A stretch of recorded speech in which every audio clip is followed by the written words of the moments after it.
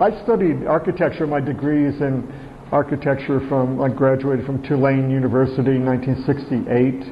And Doug Michaels, also architecture at Yale. He graduated a year earlier, and he right away organized a lecture trip around the U.S. because as a student some of his work had been published in architecture magazines, and that was enough for him to generate a lecture tour, and that's how we met. And it was a time when there was a sense of an underground culture emerging in San Francisco. You had underground radio, underground newspapers, underground films, and so we described that we were underground architects. And we told that to a friend, and she said, "Oh, I had this toy when I was growing up, the ant farm. That's underground architecture, right?" And so instantly we had a name, and it was also an official color, green. And it was, it was a perfect metaphor because above ground you have a very traditional architecture scene, a farm scene, but below ground the ants collectively are making these more interesting spaces to inhabit. But also we wanted to be kind of a rock band. That was maybe the more definitive model. So this is introducing the ant farm, the album cover, if there had been one, photo made in 1974 with three of the principals and an additional British associate, Roger Dayton.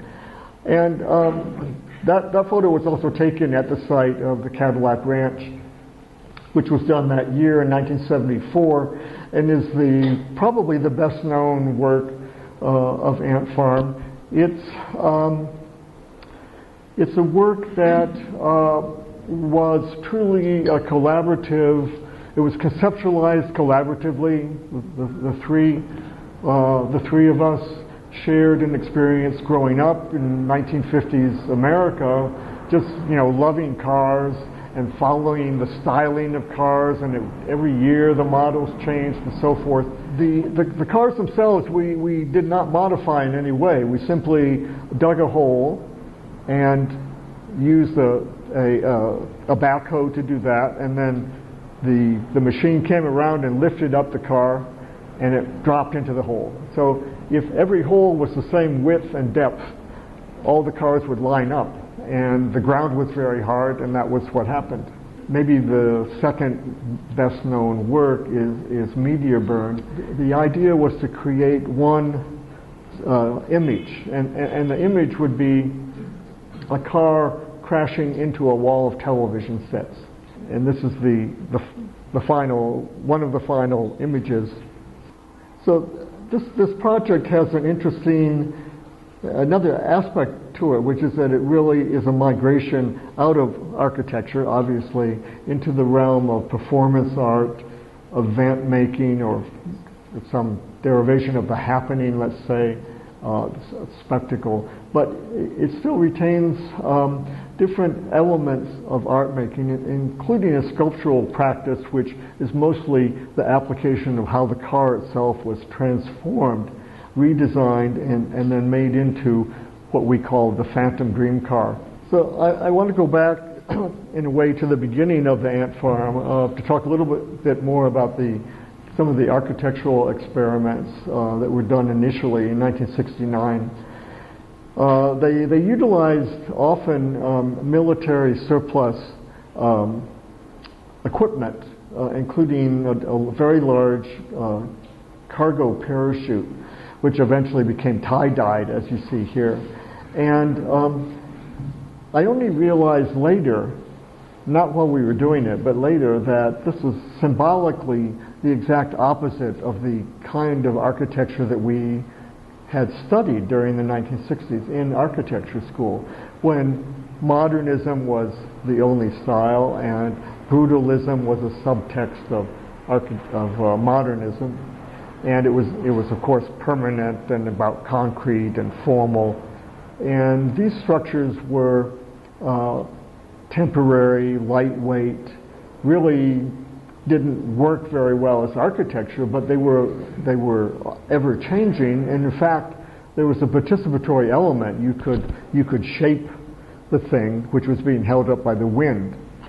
And we did a whole series of experiments with inflatable structures, which wasn't something that we invented, but we used them as a kind of symbolic form of architecture, an expanded kind of architecture, a sense of architecture could be a different experience than what it normally was. Simultaneously, or maybe the next step, was a project that had to do with becoming mobile and just getting on the road with video equipment. The first generation media van. It went through several versions or several generations, and this is version 2. And the idea was to prototype this whole package of mobile living, going out on the road, and Felicity Scott called this a total surveillance, tool. That's what the minivan was. This is the interior, showing the extent of the technology of video. It's fairly simple, just one camera and recorder, but having the ability to play back in the van meant that we could stop at impromptu locations and put shows on. So this is an example of a screening van at the University of Minnesota, and often we made a number of stops, but usually there was an audio-visual department, and they would bring these gigantic monitors out, and we could hook up and we would play back things we had shot on the way there. Then we did actually get an architectural commission. So, a house that the client was in Houston, somebody we'd met when we were first in Houston, and she said it should be 50% art and 50% architecture, and that's like a dream commission for an architect. It was completed in 1973. It's made of ferro cement. Actually follows a methodology for building concrete boats, a thin shell of concrete. And in 2011, it's still owned by the same owner, but it now sits as a ruin.